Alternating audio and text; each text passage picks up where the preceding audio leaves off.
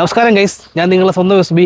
ഇന്ന് നമ്മൾ കൊണ്ടുവന്നേക്കുന്ന വാഹനം ഇന്ത്യൻ മാർക്കറ്റിലെ ഏറ്റവും അണ്ടർ റേറ്റഡ് ഒരു പെർഫോമൻസ് കാർ എന്ന് പറയാവുന്ന ഫ്രോങ്സിൻ്റെ ആൽഫ വേരിയൻ്റ് 80 അഥവാ 6 സ്പീഡ് ഓട്ടോമാറ്റിക് ട്രാൻസ്മിഷനുള്ള ഈ ഒരു മോഡലാണ്. ഈ വാഹനത്തിൻ്റെ സ്പെസിഫിക്കേഷൻസിനെ പറ്റി അല്ലെങ്കിൽ എന്താണ് ഈ വാഹനം എന്ന് ആരും പറഞ്ഞ് ഇതുവരെ ഒരു വീഡിയോ ഞാൻ കണ്ടില്ല. അപ്പോൾ ഈ വണ്ടിയുടെ ഏറ്റവും കോറായ ഭാഗം നിങ്ങളെ കാണിച്ചുകൊണ്ട് തന്നെ ഫ്രോങ്സിൻ്റെ 6 സ്പീഡ് ടോർക്ക് കൺവേർട്ടർ വേരിയൻ്റ് റിവ്യൂയിലേക്ക് നമുക്ക് പോവാം. ഗൈസ്, നിങ്ങൾ ഈ കാണുന്നതാണ് ഈ വണ്ടിയുടെ 1 litre turbo petrol booster jet engine, 145 newton ടോർക്കും 100 PS പവറും പ്രൊഡ്യൂസ് ചെയ്യുന്ന ഈ എഞ്ചിൻ നിങ്ങളെ വലിച്ചോണ്ട് പറക്കും എന്നുള്ള കാര്യത്തിൽ ഞാൻ ഗ്യാരണ്ടിയാണ്. ഇപ്പോൾ ഒന്ന് വലിച്ചോണ്ട് പറഞ്ഞിട്ട് ഞാനും എൻ്റെ ഫ്രണ്ടും പേടിച്ചിട്ടിരിക്കുകയാണ് ഗൈസ്. നിങ്ങൾ പറ്റുമെങ്കിൽ ഈ വണ്ടി ഫ്രോങ്സ് എടുക്കുന്നതിന് മുമ്പേ ഈ ഒരു 80 വേരിയൻറ്റ് ഡീലർഷിപ്പിൽ പോയി റിക്വസ്റ്റ് ചെയ്ത് ഓടിക്കുക. എന്നിട്ട് ഈ വണ്ടിയുടെ പവർ എന്താണെന്ന് നിങ്ങൾ അറിയുക. ഞാൻ ഈ വണ്ടി റെക്കമെൻഡ് ചെയ്യാനുള്ള മെയിൻ കാരണം ഇതിൻ്റെ ഡ്രൈവബിലിറ്റിയും ഇതിൻ്റെ അടിപൊളി പവറുമാണ്. പവർ മാത്രമാണോ ഫ്രോങ്സ് വാങ്ങണം എന്ന് ഞാൻ പറയുന്ന കാരണം എന്ന് ചോദിച്ചു കഴിഞ്ഞാൽ പവർ മാത്രമല്ല, ഈ വണ്ടിയുടെ ഈ ഒരു എലഗൻ്റായ ലുക്കാണ്. ഈ ഒരു സെഗ്മെൻറ്റിൽ ഇത്ര എലഗൻ്റായ ലുക്കുള്ളൊരു വണ്ടി വേറെ ഇല്ലെന്ന് പറയാം. ഒരു SUV സ്റ്റാൻസ് ആണോയെന്ന് ചോദിച്ചാൽ SUV സ്റ്റാൻസ് ആണ്. ഒരു ഹാച്ച് ബാക്കിൻ്റെ ഒരു കോമ്പാറ്റിബിലിറ്റി, അതുപോലെ തന്നെ മാരുതിയിൽ കൊടുത്തേക്കുന്ന ഈ ഒരു കട്ടുകളും ബൾജുകളും ഒക്കെ കൂടി ഒരു പ്യുവർ മസ്കുലർ കാറിൻ്റെ ലുക്കാണ് ഫ്രോങ്സിനുള്ളത്.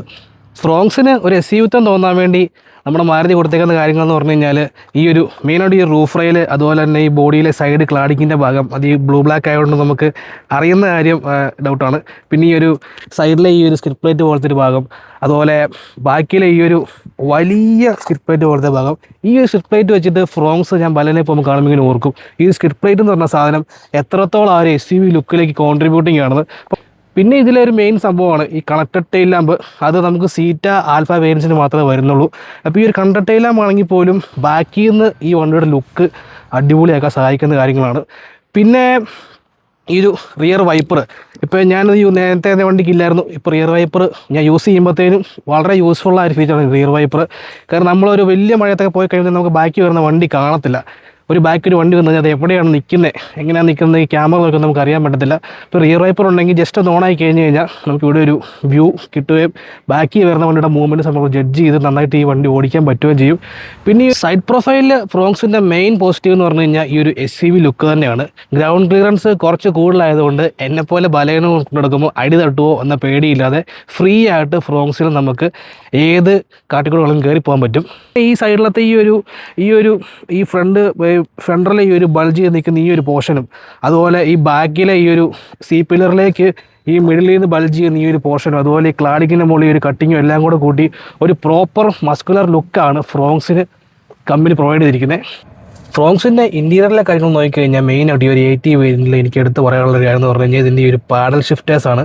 നിങ്ങൾ കാണുന്ന പോലെ ഇതിന് അപ്പ് ഷിഫ്റ്റും ഡൗൺ ഷിഫ്റ്റും രണ്ട് സൈഡിലും കൊടുത്തിരിക്കുന്നു. നേരെ വണ്ടി ഓടിക്കാൻ നേരം കൈ ഇങ്ങനെ ഓടിക്കുക, എന്നിട്ട് ഇങ്ങനെ ടിക് ടിക് രണ്ട് സൈഡിലും അപ്പും ഡൗൺ ചെയ്ത് ഓടിക്കുക. അത് അപ്പും ഡൗണും ചെയ്യാൻ വേണ്ടി നിങ്ങൾ ഈ ഒരു ഗിയർ നോബ് ടോക്കൺ വേണ്ട ഗിയർ നോബ് മാനുവലൊക്കെ ആവശ്യമില്ല. ജസ്റ്റ് ഈ പ്ലസ്സിലോ മൈനസോ പ്രസ് ചെയ്ത് കഴിഞ്ഞാൽ നേരത്തെ വണ്ടി അപ്പോ ഡൗണോ ആവും. പിന്നെ ഒരു മെയിൻ കാര്യം എന്ന് പറഞ്ഞാൽ ഒരു ഹെഡ് അപ്പ് ഡിസ്പ്ലേ ആണ്. ഇവിടെ നമുക്ക് വണ്ടിയുടെ ഒരുപാട് ഡീറ്റെയിൽസ് ഡിസ്പ്ലേ ചെയ്യും. എൻ്റെ ഒരു മെയിൻ ഗുണം എന്ന് പറഞ്ഞു കഴിഞ്ഞാൽ ഈ ഒരു ഹെഡ് അപ്പ് ഡിസ്പ്ലേ ഉള്ളതുകൊണ്ട് ഈ മീറ്ററിലേക്ക് നോക്കാതെ തന്നെ റോഡിൽ ഫോക്സ് നമുക്ക് ഓടിക്കാൻ പറ്റും. പിന്നെ ഒരു അഡ്വാൻറ്റേജ് എന്ന് പറഞ്ഞു കഴിഞ്ഞാൽ ഈ ഒരു വയർലെസ് ചാർജിങ് ആണ്. ഈ ഒരു വേരിയൻറ്റിൽ വയർലെസ് ചാർജിങ് കമ്പനി കൊടുത്തിട്ടുണ്ട്. പിന്നെ ഈ ഒരു 2 കപ്പ് ഹോൾഡേഴ്സ് കൊടുത്തിട്ടുണ്ട്. പിന്നെ ഇവിടെ ആംറസ്റ്റ്, സ്ലൈഡിങ് ആംറസ്റ്റ് കൊടുത്തിട്ടുണ്ട്. അതിനകത്ത് സ്റ്റോറേജ് സ്പേസ് ഇത്രയും വരുന്നുണ്ട്. പിന്നെ ഇതിൻ്റെ ഈ ഒരു AC വെൻറ്റിനൊക്കെ വ്യത്യാസമുണ്ട് ബലേനോ വെച്ച് കമ്പയർ ചെയ്യുമ്പോഴത്തേനും. കുറച്ചും കൂടെ പ്രീമിയം ലുക്കാണ് എനിക്കിത് തോന്നുന്നത്. ബലേനോ സൈഡിലൊരു ചെറിയൊരു L ഷേപ്പ് പോലത്തെ ഒരു ക്ലാമ്പ് പോലെ കൊടുത്തേക്കുന്നത്. പിന്നെ ഈ ഒരു സെറാമിക് പോലത്തെ ഒരു ഭാഗം, പിന്നെ അടുക്കി AC വെൻറ്റ്, പിന്നെ ഈ ഒരു ഇൻഫോർടൈൻമെൻറ്റ് സിസ്റ്റം. ഇതിനകത്താണെങ്കിൽ ഇപ്പോൾ ഹൈബ്രിഡ് കാര്യങ്ങളൊക്കെ ഇങ്ങനെ കാണിച്ചുകൊണ്ടിരിക്കും, എനർജി ഫ്ലോ ഒക്കെ കാണിച്ചുകൊണ്ടിരിക്കും, എഞ്ചിന്, അതുപോലെ ഹൈബ്രിഡ് സെറ്റപ്പ്, പിന്നെ ബാറ്ററി കാണിച്ചുകൊണ്ടിരിക്കും. പിന്നെ ഇവിടെ അതിൻ്റെ വെഹിക്കിൾ കൺട്രോൾസ്, അതുപോലെ തന്നെ വാർണിങ്സ് ഒക്കെ ഉണ്ടെങ്കിൽ അത്, പിന്നെ ഇവിടെ ഫ്യൂൽ എഫിഷ്യൻ സംഭവങ്ങളൊക്കെ ഇവിടെ കാണിച്ചുകൊണ്ടിരിക്കും. ഇതിൽ വയർലെസ് ആയിട്ട് തന്നെ ആപ്പിൾ കാർപ്ലേ ആൻഡ്രോയിഡും കൊടുത്തിട്ടുണ്ട്. പിന്നെ ഇവിടെ USB പോർട്ടുണ്ട്. പിന്നെ ഇവിടെ 12 വാൾട്ട് പ്ലഗ് പോയിൻ്റ് ഉണ്ട്. പിന്നെ ഇതിൻ്റെ ഓട്ടോമാറ്റിക്കിൻ്റെ ടോർക്ക് കൺവേർട്ടർ ട്രാൻസ്മിഷനാണ്. അതിലിങ്ങനെ പാർക്ക് മോഡുണ്ട്, റിവേഴ്സ്, ന്യൂട്രൽ, ഡ്രൈവ്, മാനുവൽ. നിങ്ങൾ ഈ ഒരു ഗിയറിൽ പിടിച്ചിട്ട് മാനിലിട്ട് കഴിഞ്ഞാൽ ഇവിടെ മാനിലായി കഴിഞ്ഞാൽ മാനിൽ മാത്രമേ ഓടത്തുള്ളൂ. അപ്പം നമുക്ക് ഓട്ടോമാറ്റിക്കായിട്ട് ഗിയർ ഡൗൺ ചെയ്യും, അപ്പ് ചെയ്യാൻ പറ്റില്ല. മറിച്ച് ഡ്രൈവ് ഇട്ടുകൊണ്ട് പാഡൽ ഷിഫ്റ്റ് യൂസ് ചെയ്യുന്നുണ്ടെങ്കിൽ കുറച്ച് സമയത്തേക്ക് അല്ലെങ്കിൽ നമ്മൾ ഷിഫ്റ്റ് ചെയ്യുന്ന വരെ വണ്ടി മാനുവലിൽ പൊയ്ക്കൊണ്ടിരിക്കും. പിന്നെ കുറച്ച് കഴിഞ്ഞാൽ ഓട്ടോമാറ്റിക്കലി അത് തിരിച്ച് ഡ്രൈവിലേക്ക് തന്നെ വരും. പിന്നെ പറഞ്ഞ ഈ ഒരു IRVMs ആണ്, അല്ലെങ്കിൽ പുറക് റിയർ വ്യൂ മിറേഴ്സ് ആണ് അകത്തുള്ളത്. ഇത് ഓട്ടോ ഡിമ്മിങ് ആണ്. അത് ഓട്ടോ ഡിമ്മിങ് എന്ന് പറഞ്ഞു കഴിഞ്ഞാൽ മിറർ ഇങ്ങനെ ഫോൾഡ് ചെയ്യുന്നല്ല, ഇപ്പോൾ രാത്രി ഇങ്ങനെ വണ്ടി പുറകെ വന്നിട്ട് ലൈറ്റ് അടിച്ച് കഴിഞ്ഞ് കഴിഞ്ഞാൽ ഇതിൻ്റെ കളർ ഒന്ന് ഫെയ്ഡായിട്ട് നമ്മുടെ കണ്ണിന് ബുദ്ധിമുട്ടില്ലാത്ത രീതിയിൽ ആ ലൈറ്റും പുറകിലെ കാഴ്ചയെ കാണാൻ പറ്റും. അതാണ് ഓട്ടോ ഡിമ്മിങ് എന്ന് പറഞ്ഞാൽ. ചിലർ വിചാരിച്ചു പറഞ്ഞാൽ ഓട്ടോ ഡിമ്മിങ് എന്ന് പറഞ്ഞാൽ ചുമ്മാ ഇങ്ങനെ മിറർ ഇങ്ങനെ താഴേക്ക് താഴുന്നതാണ്. അങ്ങനെയല്ല, ആ മിററിൻ്റെ റിഫ്ലക്ഷൻ കൺസ്റ്റൈന് കുറച്ച് ലോ ആവും. പിന്നെ ഇവിടെ വാനിറ്റി മിറർ വരുന്നുണ്ട്, അതിൻ്റെ സൈഡിൽ ലൈറ്റും ഉണ്ട് ബലേനൊക്കെ ഉള്ള പോലെ തന്നെ. പിന്നെ ക്രൂയിസ് കൺട്രോൾ അതുപോലെ തന്നെ ബലേനോ ഡിഫറൻ്റ് ആയിട്ട് ഇവിടെ ഈ ഒരു ഇവിടെ ഇത് ബ്ലാക്ക് ആണ് വരുന്നത്. ബലേനോ ഒരു ഗൺ മെറ്റൽ ഗ്രേ ഫിനിഷുള്ള ഡിസൈനാണ് വരുന്നത്. അപ്പോൾ അത്രയാണ് ഡാഷ്ബോർഡിലെയും ഫ്രണ്ടിലെ ഒരു കോക്പിറ്റിലെയും കാര്യങ്ങൾ പറയാനുള്ളത്. ഗൈസ്, നമുക്കിനി ഫ്രോങ്സിൻ്റെ ബാക്ക് സൈഡിൽ തിരിഞ്ഞ് നോക്കാം. ബാക്ക് റോയിൽ വ്യത്യാസം എന്ന് പറഞ്ഞാൽ ബലേനോയുള്ള വ്യത്യാസം എന്ന് പറഞ്ഞു കഴിഞ്ഞാൽ മെയിനായിട്ടും ഇതിൽ നല്ല സ്പേസ് ഉണ്ട്, ലെഗ് സ്പേസ് നന്നായിട്ടുണ്ട്. ഇപ്പോൾ എനിക്ക് ഓടിക്കാൻ പറ്റുന്ന പോലെ എനിക്ക് 5.8 ഫീറ്റ് ഹൈറ്റ് ഉണ്ട്. അപ്പോൾ എനിക്ക് ഓടിക്കാൻ പറ്റുന്ന ഫ്രണ്ട് സീറ്റിട്ടേക്കുമാണ്. ഇപ്പം നല്ല ലെഗ് സ്പേസ് ഉണ്ട് ഈ ബാക്കിൽ, സുഖമായിട്ടിരിക്കാൻ പറ്റുന്നുണ്ട്. ഇത് വ്യത്യാസം എന്ന് പറഞ്ഞാൽ സ്പേസിലെ വ്യത്യാസം തോന്നുന്നു. പിന്നെ 3 ഹെഡ് റെസ്റ്റ് കൊടുത്തിട്ടുണ്ട്, ഇവിടെ മാനുവലി വൃത്തിയുള്ള ഹെഡ് റെസ്റ്റ് കൊടുത്തിട്ടുണ്ട്. പിന്നെ പാർസൽ ട്രേ ഈ വേരിയൻ്റ് വരുന്നുണ്ട്. പിന്നെ ഇതിൻ്റെ ഒരു കളേഴ്സ് ഭയങ്കര പ്രീമിയമാണ്. അതുപോലെ തന്നെ ഇവിടെ ഒരു ഗ്രാബ് ഹാൻഡിൽ കൊടുത്തേക്കുന്നു. പിന്നെ റിയർ AC വെൻറ്റുകൾ വരുന്നുണ്ട്, ബാക്കിൽ ചാർജിങ് പോയിൻറ്റ്സുകൾ കൊടുത്തിട്ടുണ്ട്. അപ്പോൾ അത്രയാണ് ഫ്രോങ്സ് ആൽഫയുടെ റിയർ സീറ്റിൽ എന്ന് പറയാനുള്ള കാര്യങ്ങൾ. മെയിനായിട്ടും ഗുണം എന്ന് പറഞ്ഞു കഴിഞ്ഞാൽ കുറച്ചും കൂടെ സ്പേഷ്യസ് ആയിട്ട് യാത്ര ചെയ്യാൻ പറ്റും, അതാണ് ഈ വണ്ടിയുടെ ഒരു അഡ്വാൻറ്റേജ്. പിന്നെ ഹെഡ് റൂം കുറവാണെന്നൊക്കെ പലരും പറയാറുണ്ട്, പക്ഷേ ഇത്ര ഹൈറ്റുള്ള ഞാൻ എന്നിട്ട് എനിക്ക് അത്യാവശ്യം നല്ല ഹെഡ് റൂം നിങ്ങൾ കാണുന്ന പോലെ ഉണ്ട്. ഇപ്പോൾ ഇങ്ങനെ ഇരുന്ന് കഴിഞ്ഞാൽ സുഖമായിട്ട് ഇങ്ങനെ ഇരുന്ന് യാത്ര ചെയ്യാൻ പ്ലസൻ്റ് ആണ്. നമ്മുടെ വിൻഡോ ഒക്കെ താഴ്ന്നിരിക്കുന്നതുകൊണ്ട് നമുക്ക് കുറച്ച് പ്ലസൻ്റായിട്ട് ഫുൾ കാഴ്ചകളൊക്കെ ഉണ്ട്, നല്ല ഹാപ്പിയായിട്ട് യാത്ര ചെയ്യാൻ പറ്റും. അപ്പോൾ അങ്ങനെ റിയർ സീറ്റിലും ഈ ഫ്രോങ്സ് ആൽഫ ബെസ്റ്റ് തന്നെയാണ്.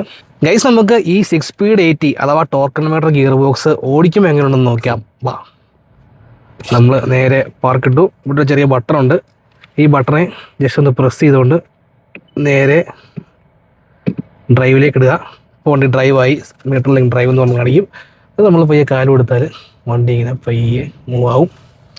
നമുക്ക് ഓടിച്ച് നോക്കാം. ഇപ്പോൾ എല്ലാവരും AMD പറ്റി പറഞ്ഞൊരു കാര്യം എന്ന് പറഞ്ഞു കഴിഞ്ഞാൽ ലാഗുണ്ട്, ഷിഫ്റ്റൊക്കെ അറിയാൻ പറ്റുന്ന നമുക്ക് ഒരു അവിഖ്യാതി പൊതുവെ പറയുന്നുണ്ട്. നമുക്ക് ഈ വണ്ടി ഓടിച്ചൊക്കെ എങ്ങനെയുണ്ടെന്ന്. ഹെഡ് അപ്പ് ഡിസ്പ്ലേ യൂസ് ചെയ്യാം. Okay,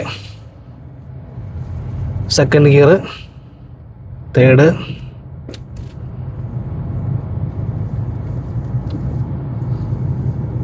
fourth. AMDയേക്കാൾ സ്മൂത്താണ് ഈ ഒരു ട്രാൻസ്മിഷൻ. ഈ 6 സ്പീഡ് ടോർക്ക് കൺവേർട്ടർ ഗിയർ മാറുമെന്ന് നമ്മൾ അറിയുന്നില്ല. ഇതുവരെ 6 സ്പീഡിലേക്ക് കയറാൻ പറ്റിയില്ല, 6ലേക്ക് കയറാൻ പറ്റിയില്ല. റോഡ് അച്ഛനും മടുപ്പാണ്. 6 ഒക്കെ കഴിഞ്ഞാൽ ഈ വണ്ടി പറക്കും. കുറച്ച് മുമ്പേ ഒന്ന് പറത്തിയായിരുന്നു. പവർ എന്ന് പറഞ്ഞാൽ ഒരു ലക്ഷമില്ലാത്ത പവറാണ് ഗൈസ് ഈ വണ്ടി ഡെലിവറി ചെയ്യുന്നത്. ടർബോയുടെ ആ ഒരു പുള്ള് നമുക്ക് ശരിക്കും അറിയാൻ പറ്റും, വലിച്ചോണ്ട് പായുന്നൊരു ഫീലാണ്. പിന്നെ ഈ ഒരു ടർബോ എഞ്ചിൻ 1 ലിറ്ററൊക്കെ ആണെങ്കിൽ പോലും വളരെ റിഫൈൻഡ് ആണ്. വൈബ്രേഷൻസ് ഒന്നും അകത്തേക്ക് വരുന്നില്ല, അതുപോലെ എക്സ്ട്രാ നോയ്സ് ഒന്നും വരുന്നില്ല. ഒരു മിനിമൽ നോയ്സ് തീർച്ചയായിട്ടും ഉണ്ട്, ഇല്ലെന്ന് ഞാൻ പറയുന്നില്ല. എന്നാലും വൈബ്രേഷൻസ് കാര്യങ്ങളൊന്നും വരാതെ നല്ല സ്മൂത്തായിട്ട് വണ്ടി പൊയ്ക്കൊണ്ടിരിക്കുന്നത്. ഒരു വളവ് വീശിക്കൊണ്ടിരിക്കുകയാണ്. ബ്രേക്ക് ചവിട്ടി AGS ആയിരുന്നെങ്കിൽ ഉറപ്പായിട്ട് ഒരു ചെറിയ സ്ലഗ്ഗിഷ്നെസ് വന്നേനെ, അല്ലെങ്കിൽ ഒരു ചെറിയ ഒന്ന് വണ്ടി ഒന്നിങ്ങനെ കുത്തിയിട്ട് ഗിയർ മാറുണ്ടായിരുന്നുള്ളൂ. ഗൈസ്, ഒന്നും കാണത്തില്ല, വിസിബിലിറ്റി 0 ആണ്. അറിയാവുന്ന വഴിയായിട്ട് രൂപം വെച്ച് നമ്മൾ പൊയ്ക്കൊണ്ടിരിക്കുകയാണ്.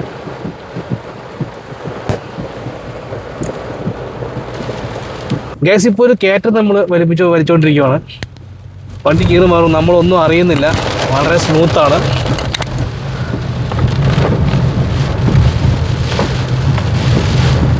നല്ല റിഫൈൻഡുമാണ് ഈ എൻജിൻ.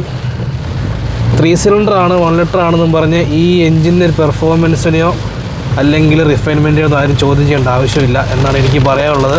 നമുക്കിതിന് പാഡൽ ഷിഫ്റ്റേഴ്സ് യൂസ് ചെയ്യാം. നമ്മളിപ്പോൾ ഒരു അത്യാവശ്യം കൊള്ളുന്ന റോഡിലേക്ക് എത്തി, പാഡൽ ഷിഫ്റ്റ് ഒന്ന് യൂസ് ചെയ്ത് നോക്കാം. ഇപ്പോൾ നമ്മൾ വന്ന വഴി നിങ്ങൾ കണ്ടല്ലോ, അത് വളരെ വളവും തിരിവുള്ളതായിരുന്നു. ഗിയർ മാറിയൊന്നും നമ്മൾ അറിഞ്ഞത് പോലുമില്ല. വളരെ സ്മൂത്തായിട്ട് വണ്ടി ട്രാൻസ്മിഷൻ്റെ കാര്യങ്ങൾ ഹാൻഡിൽ ചെയ്തു.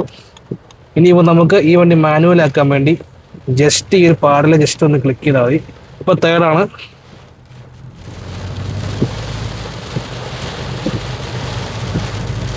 അടുത്ത ഗിയർ മാറാൻ വേണ്ടി 2000+ RPM വേണം. പാൾ ഷിഫ്റ്റ് ആണെങ്കിൽ പോലും നമുക്ക് ഒരു തരത്തിൽ ലാഗും അനുഭവപ്പെടുന്നില്ല. ഇപ്പോൾ AMD ആണെങ്കിലും ആ ഒരു മാനുവൽ ഓടിക്കുമ്പോൾ ലാഗ് ഒന്നുമില്ല, സ്മൂത്ത് ആയിട്ട് തന്നെ ഷിഫ്റ്റ് ആവും. 4th 5th guys. അപ്പോൾ അത്രയാണ് ഫ്രോങ്സ് ആൽഫ 80യുടെ നമ്മുടെ റിവ്യൂ. 6 സ്പീഡ് ടോർക്കൺമേറ്റർ ഗിയർ ബോക്സ് ഉള്ള 1 ലിറ്റർ ടർബോ പെട്രോൾ എഞ്ചിൻ ഉള്ള ഈ വാഹനത്തെ പറ്റി പറയുവാണെങ്കിൽ നിങ്ങളെ വലിച്ചുകൊണ്ട് പായുന്ന പെർഫോമൻസ് ഉള്ള, വളരെ സ്മൂത്തായ ട്രാൻസ്മിഷൻ ഉള്ള, റിഫൈൻഡ് എഞ്ചിനുള്ള ഒരു വാല്യൂ ഫോർ മണി വെഹിക്കിളാണിത്. അപ്പോൾ നിങ്ങൾ ഫ്രോങ്സ് എടുക്കാൻ ഉദ്ദേശിക്കുന്ന ആളാണെന്നുണ്ടെങ്കിൽ നിങ്ങളിപ്പോൾ എടുക്കാൻ പോകുന്ന വേരിയൻ്റ് ഡെൽറ്റയോ സിഗ്മയോ ആൽഫയോ സീറ്റ് എന്തെങ്കിലും ആയിക്കോട്ടെ, നിങ്ങൾ ഡീലർഷിപ്പ് ചോദിച്ചിട്ട് ഉറപ്പായിട്ടും ഈ വണ്ടി ഒരു തവണയെങ്കിലും ഒന്ന് ഓടിച്ചു നോക്കുക. എന്നിട്ട് നിങ്ങൾ തീരുമാനിക്കുക ഏത് വേരിയൻ്റ് വേണം, ഏത് ട്രാൻസ്മിഷൻ വേണം എന്നൊക്കെ. എനിക്ക് വണ്ടി വന്നിട്ട് ഇഷ്ടപ്പെട്ടു, നിങ്ങൾക്കും ഇഷ്ടപ്പെടും എന്നെനിക്ക് ഗ്യാരൻ്റിയാണ്.